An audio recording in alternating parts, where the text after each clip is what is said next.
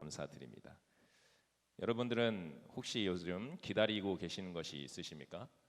저희 딸은 요새 계속 묻는 게 있습니다. 언제 크리스마스 되냐 도대체. 내가 지금까지 한참을 기다렸는데 아직도 크리스마스가 오지 않았다. 도대체 얼마를 더 자야지 크리스마스가 오냐 그렇게 묻고 있는데요. 제가 크리스마스를 왜 그렇게 기다리니? 라고 말하면 저희 전도사된 아빠 입장에서는 예수님 생일이니까 그런 거를 원하지만 아이들이 그런 말 하지 않죠. 선물 받고 싶어서 그런 얘기를 하고 있습니다. 저희들도 똑같죠. 선물 받으면 기쁘잖아요. 그래서 선물 받을 수 있는 날을 기다리는 것 같아요. 저도 그래서 그런지 몰라도 이 매일같이 저희들에게 선물을 주는 분들이 계시죠. 누구십니까? 바로 택배 기사님들이십니다. 매일같이 이 선물 상자를 저희 집 문 앞에 놓고 가시지 않습니까? 이 택배 상자를 볼 때마다 저희들은 기쁨을 느끼고 반사적으로 즐거움을 느끼고 행복감을 느끼고 있습니다. 우리의 기쁨의 상징이 된 지 오래된 것이죠. 저도 집에 이렇게 엘리베이터 딱 내려서 딱 쳐다봐서 상자가 있으면 어찌나 기쁜지 모르겠어요. 뭐가 왔을까 시킨 것 중에 그렇게 기쁜 마음을 가지고 있는데요. 그런데 요즘 택배 상자를 볼 때 그렇게 마냥 기쁘지만은 못한 것 같습니다.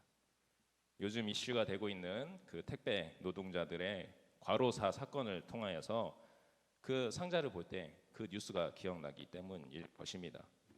이 안타까운 일이 10월에만 3번 일어났고 올해만 10건이 일어났다고 합니다. 이로 인해서 사회적으로 택배 노동자의 노동 환경에 대한 이슈가 생겼고 그것에 대해서 논의가 일어나고 있는 상황입니다. 저희들이 뉴스를 보면 이런 택배 노동자분들의 안타까운 소식들뿐만 아니라 다양한 사회적 문제들을 우리가 뉴스를 통해서 듣게 됩니다. 그런 사회적 문제들을 접할 때 우리 그리스도인들은 어떻게 해야 될까요? 우리가 하나님을 믿는 사람으로서 그런 사회적 문제들에 대해서 일반 사람들과 똑같은 반응을 보일 수 있지는 않겠습니까? 저희들은 하나님을 믿는 사람으로서 그런 사회적 문제들을 바라보는 시각과 또 그것에 대한 대처가 남들과 믿지 않는 사람들과는 달라야 한다는 것입니다. 오늘은 그 점을 여러분들과 함께 말씀을 통해서 생각해 보고자 합니다.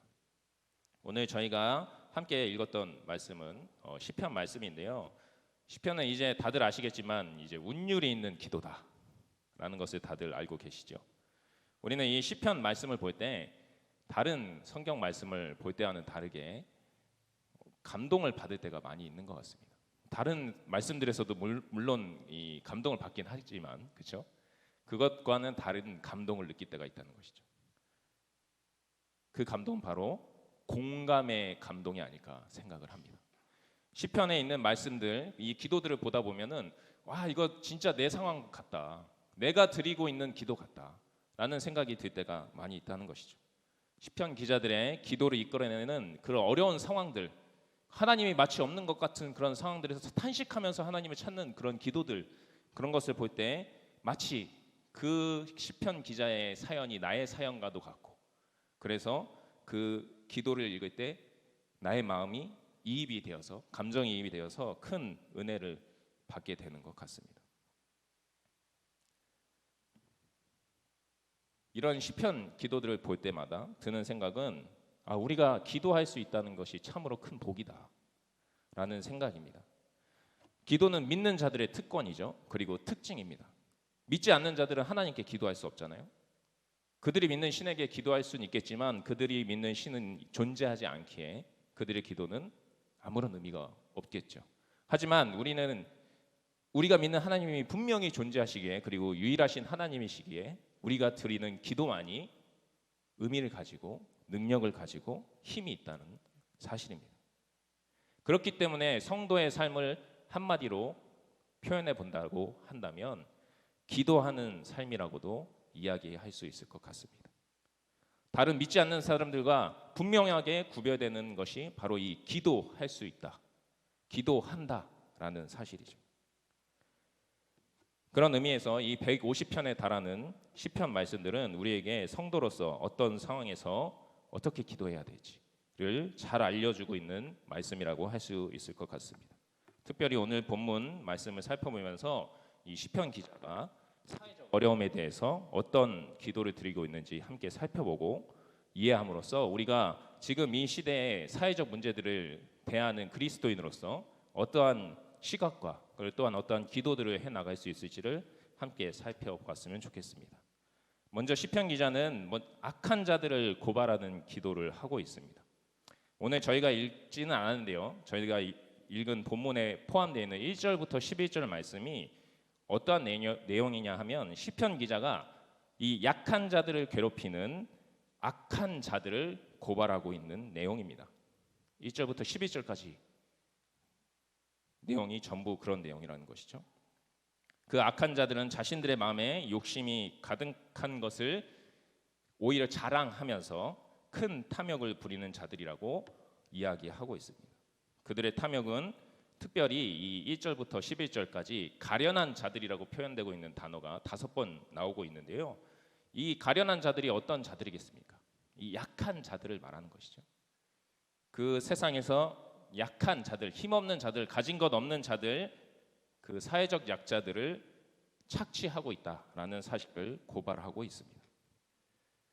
그들의 악함은 약한 자들을 착취한다는 그 사실 거기에만 있는 것이 아니라 더 나아가서 더 특별하고 더 큰 악으로서 하나님을 무시하고 하나님의 말씀을 듣지 않는다는 사실에서 더욱더 크게 고발되고 있습니다. 제가 아까 읽었던 13절 말씀 우리가 함께 다시 읽어보도록 하겠습니다. 어찌하여 악인이 하나님을 멸시하여 그의 마음에 이르기를 주는 감찰하지 아니하리라 하나이까. 방금 읽은 이 13절 말씀은 시편 기자의 탄식이죠. 어찌하여 하나님, 악인이 하나님을 멸시할 수가 있습니까? 그의 마음에 이르기를 하나님이 나를 살피지 않는다. 하나님은 없다 라고 말하는 그런 말을 할 수가 있겠습니까? 라고 이 자신이 살아가고 있는 상황 속에서 마치 하나님이 존재하지 않는 것 같은 상황, 이 악인들이 득세하고 약한 자들을 핍박하면서도 호의호식하는 그러한 상황들에 대해서 탄식을 하고 있는 것이죠. 이 시편들이 포로기 시대를 겪는 이스라엘 백성들의 마음과 상황을 기도하고 있는 것이라고 우리가 보았을 때 이 시편 기자의 탄식 또한 이 악한 이방 민족을 통하여서 압제받으면서 자신들이 가진 것을 착취당해야만 했던 그 시대 상황을 대변하고 있다고 우리는 볼 수 있습니다. 이 열방들은 민족주의와 그리고 그에 기반한 제국주의로서 이 타 민족들을 다 점령하고 그들의 영토를 빼앗고 그들이 가지고 있던 모든 재산을 착취했던 것이죠. 그것을 어떻게 했습니까? 부끄러워한 것이 아니라 자랑했죠. 우리가 이렇게 강대한 민족이다. 우리가 이렇게 많은 약탈을 행하였다. 우리가 이렇게 많은 것을 빼앗았다라고 자랑하는 그러한 악한 나라들이었다는 것이죠. 그들은 더 나아가서 자신들이 믿는 신이 하나님을 이겼다. 우리가 섬기는 신이 하나님을 이겼기 때문에 너희들이 패배한 것이다. 이제 하나님은 패배해서 없다라고 말하는 지경까지 나아가게 될 것이죠. 그러한 상황 속에서 착취받는 이 사회적 약자들, 이스라엘 백성들은 정말 절망 속에 빠질 수밖에 없었을 것입니다. 지금 이 시대는 어떠할까요? 지금 이 시대에는 그러한 제국주의가 있지는 않으니 이러한 절망은 존재하지 않을까요? 그렇지 않은 것 같습니다. 예나 지금이나 악한 사람들은 이 세상의 권세를 잡고 이 세상의 약한 자들을 착취하고 있기 때문입니다. 그들 뒤에서 그들을 사로잡고 있는 악한 영들이 그 옛날 시대의 이방 민족들을 통해서 그 열방을 통해서 이스라엘 백성들을 착취했듯이 지금 이 시대의 악인들 뒤에서 그 악한 영들이 이 세상의 약한 자들을 괴롭히고 있다라는 사실이죠. 지금도 자신의 탐욕을 위해서, 자신의 욕심을 위해서 민족주의를 이용하고 경제 제국주의를 실행하려는 사람들이 곳곳에 있습니다. 그러면 하나님의 뜻은 그냥 성경책에만 존재하는 단순히 말뿐에 지나지 않는다. 그냥 하나의 사상에 지나지 않는다라고 말합니다. 그렇기 때문에 자신이 그 하나님의 뜻인 세상의 평화와 공의와 정의를 무너뜨리고 개인적 이득을 취하는 그러한 것에서 아무런 거리낌을 느끼지 않는 것이죠. 이거 봐라, 내가 이렇게 악한 일을 행하면서도 잘 먹고 잘 살지 않느냐. 그들이 겉으로는 얘기하진 않지만 속마음에서는 그렇게 자신의 악함과 자신이 그 악한 수단을 통해서 축적한 그 부와 재산들을 자랑하고 있다는 사실이죠.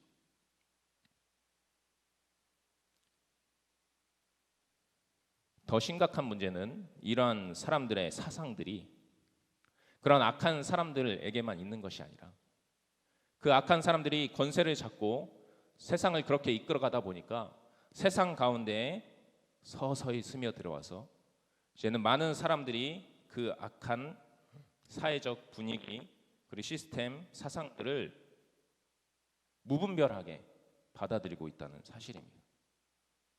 우리가 살고 있는 세상 전 영역에 걸쳐서 이 악한 영이 침투해 있다라는 사실이죠.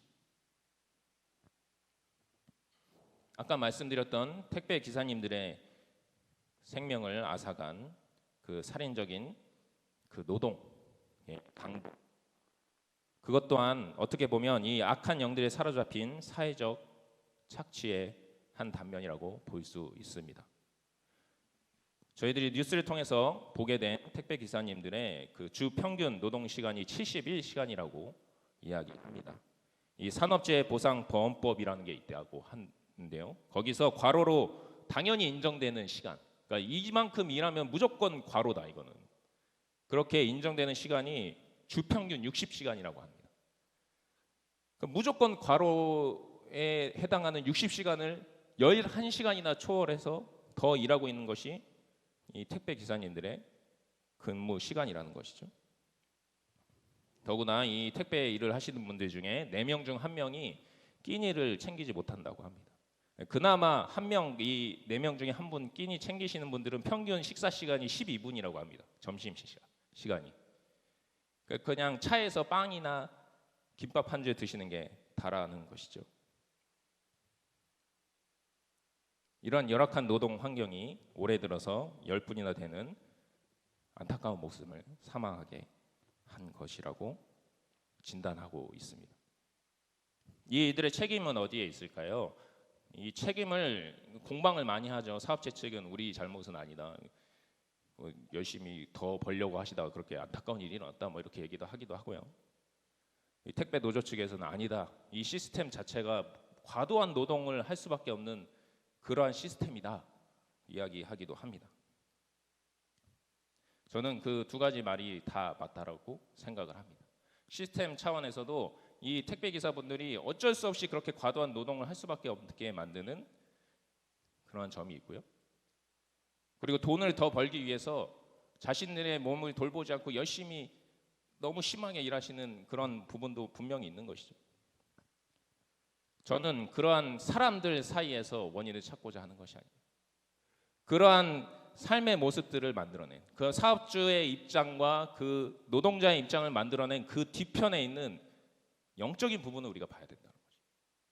거기에 무엇이 있습니까? 바로 돈이면 된다는 물질 만능주의, 그것이 있지 않겠습니까?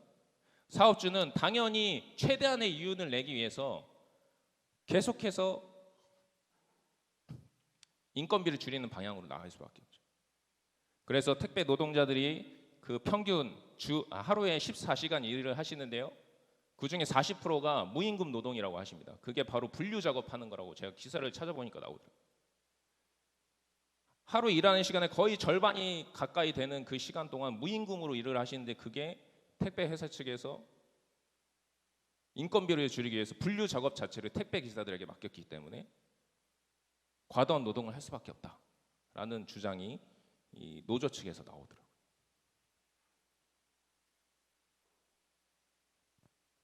사업하는 입장에서는 당연히 이윤을 늘려야 되잖아요. 그분들에게 있어서 인간의 생명과 존엄권보다는 영업이익이 제일 중요한 것이죠. 10월달 택배 회사들의 평균적 영업이익이 전년도 대비해서 30%가 증가했다라고 합니다. 그만큼 노동자들을 위해서 그 부를 분배하고 했을지는 더 알아봐야 되겠지만 저는 회의적이죠. 저희들의 책임은 없을까요? 여러분들, 저도 그렇지만 택배 시켜놓고 이틀 만에 오면 어떻습니까? 바로 닭구에 달죠. 배송 너무 늦네요. 이 클레임들이 다 누구에게 책임 전가가 되는지 아십니까? 택배 기사들에게 책임이 전가가 됩니다. 그래서 대리점에서 이씨 왜 이렇게 클레임이 많아? 계속 이러면 우리 일 못 줘? 이런 식으로 압박을 받는다는 거죠. 이길 배송은 당연하게 여기는 우리 또한 책임이 아예 없다라고 말할 수 있을까요?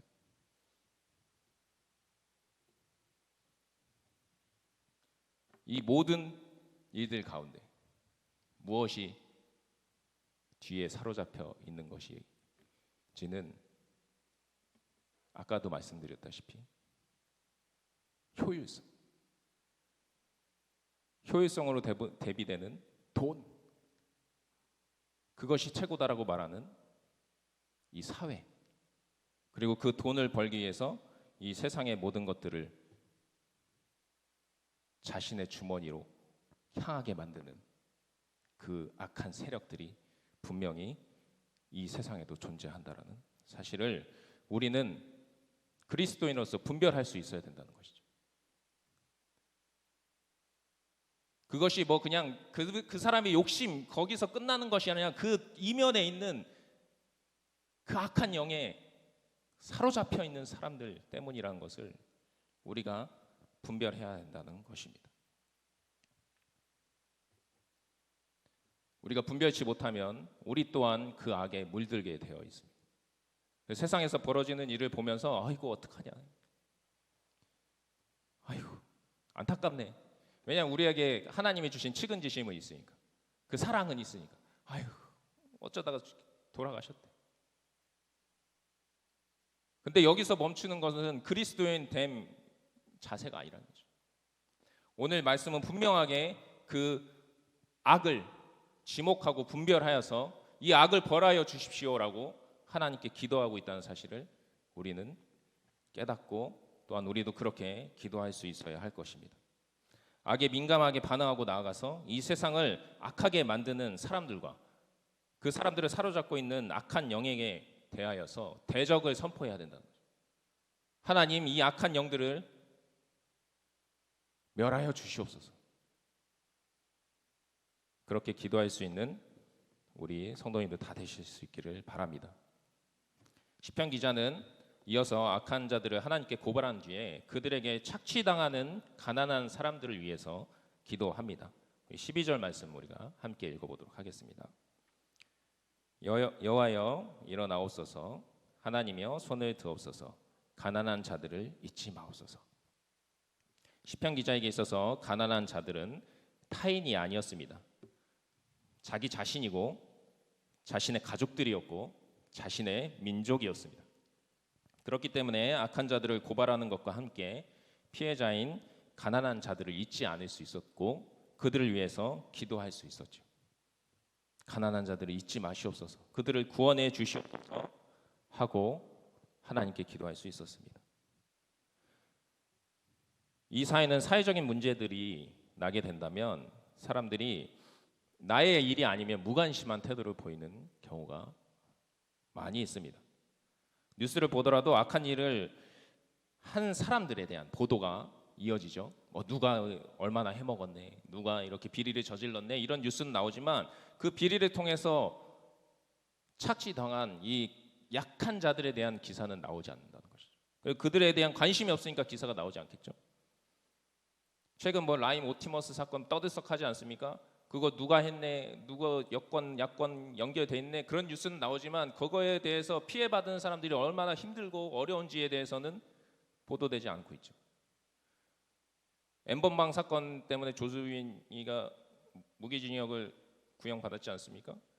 조주빈은 떠들썩한데 그 때문에 피해받은 사람들의 어떤 어려움이 있는지는 저희들 관심 받기라는 것입니다. 어떻게 저런 희대의 범죄자가 있을 수 있어요? 피해받은 사람들에 대한 관심, 그들을 위한 기도가 우리에게 없다라는 것은 우리가 반성해야 될 부분이 아닌가 생각을 합니다. 피해자가 사라지고 있죠. 하지만 우리는 그리스도인으로서 우리 사회에서 벌어지는 이 악한 행동들 때문에 피해를 입은 약자들을 위해서 기도해야 됩니다. 왜냐하면 그들이 타인이 아니기 때문입니다. 그들 또한 하나님께서 창조하시고 이 땅에 존재하게 하신 하나님의 자녀들이죠. 아직까지 하나님을 믿는다고 고백하지 못했지만 우리 또한 그렇게 존재하지 않았습니까? 하나님을 구주로 고백하지 못했던 나이들. 하지만 우리들도 고백함으로 인하여서 하나님의 자녀가 되었고 이 세상에 있는 그 모든 피해를 당한 사람들, 믿는 자들이 있을 수도 있고 믿지 않는 자들이 있을 수도 있지만 모두 다 하나님께서 창조하신 하나님의 자녀들이라는 것입니다. 그렇다고 한다면 그들은 나의 가족입니다. 하나님께서 사랑하시는, 하나님께서 돌아오기를 간절히 기다리시는 사람들이라고 한다면 우리들도 그들에게 간절히 돌아오기를 바라는 나의 잃어버린 가족입니다. 그들이 피해를 보고 그들이 상처를 입고 그들이 울고 있는데 그들에 대해서 무관심하다. 그것은 형제 자매된 가족의 입장에서 반성해야 되는 일이 아니겠습니까?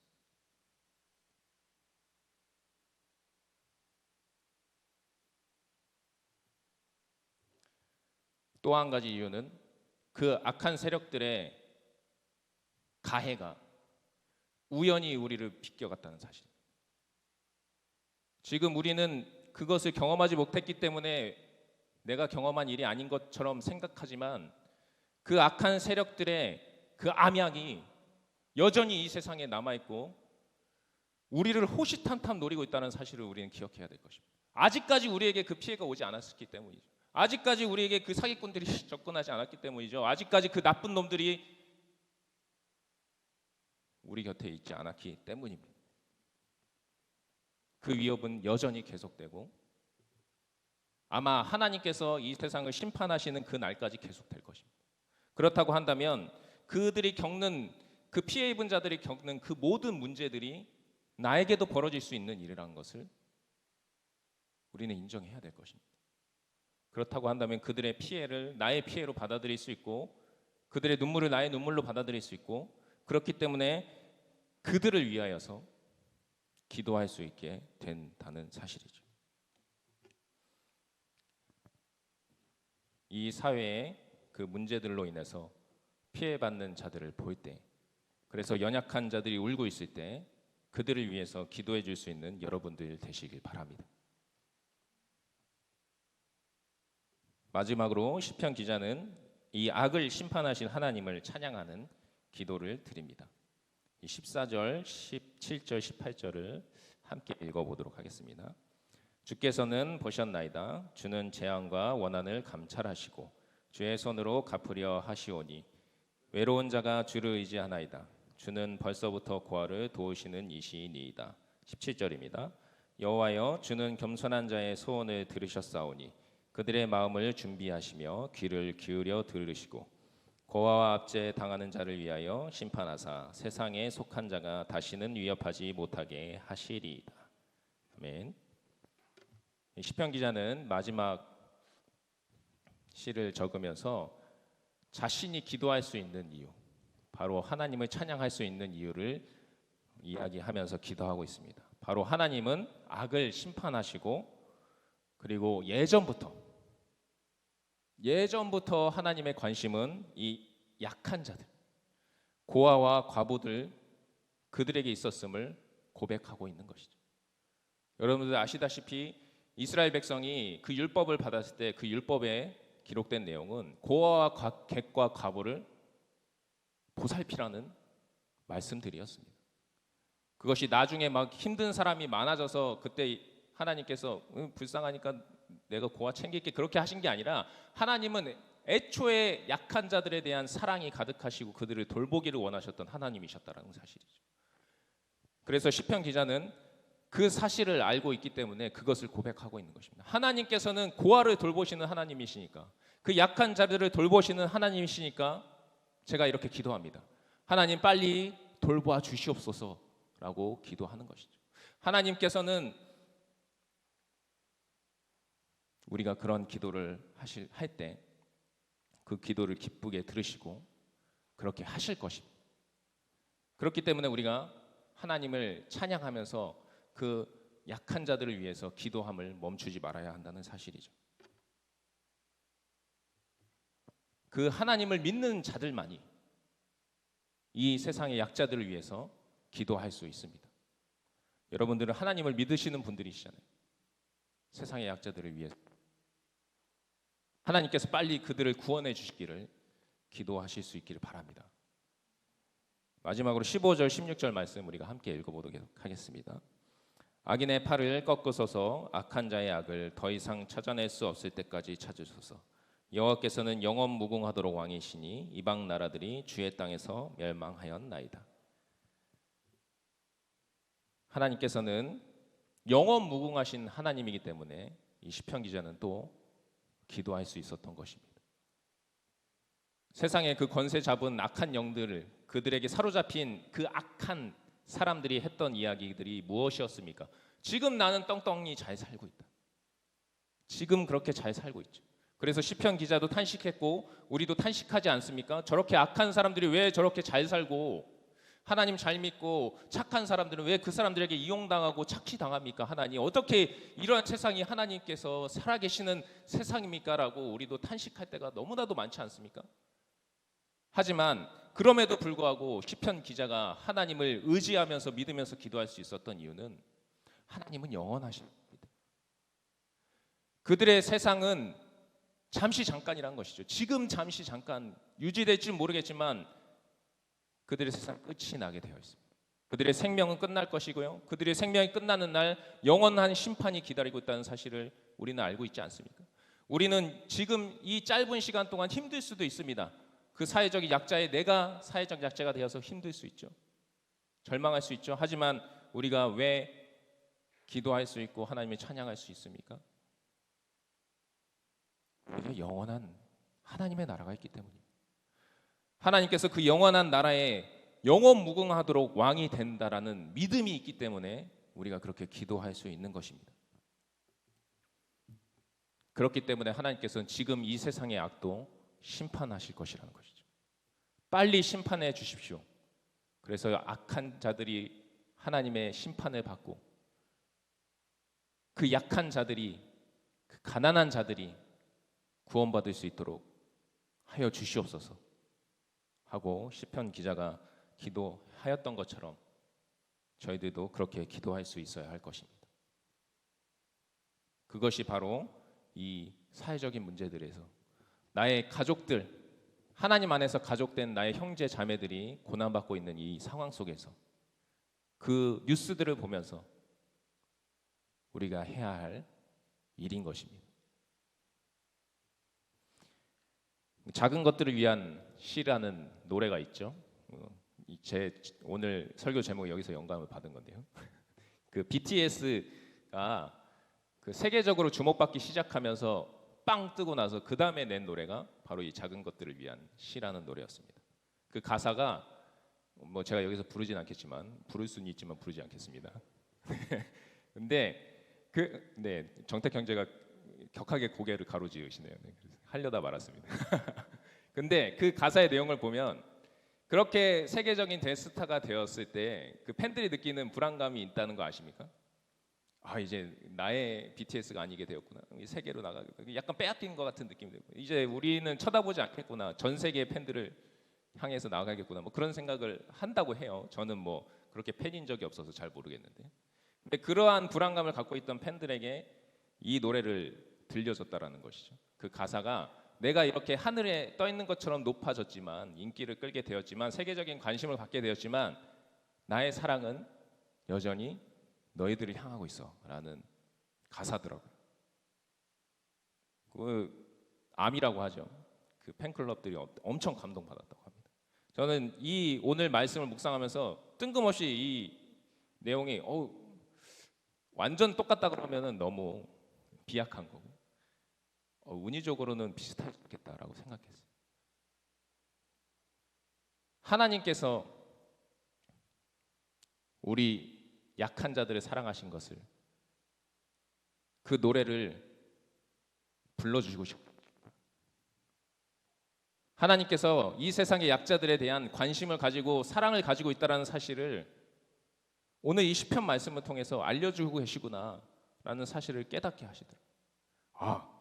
이거 작은 것들을 위한 시와 비슷하다.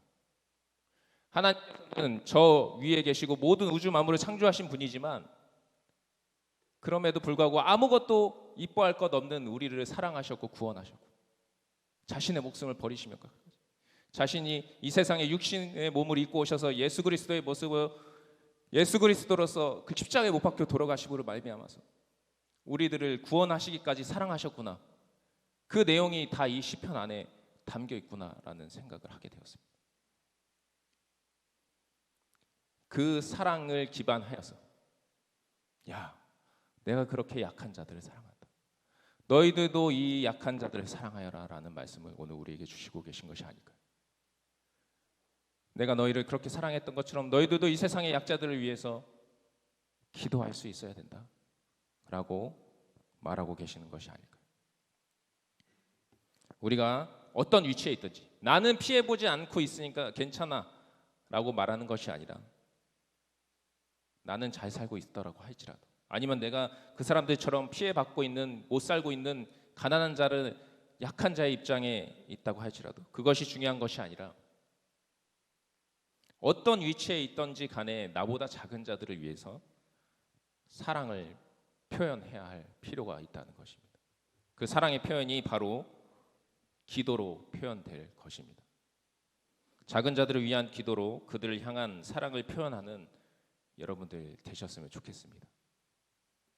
우리가 그러한 마음을 가지고 우리 함께 결단의 찬양 부르면서 나아가기 원합니다.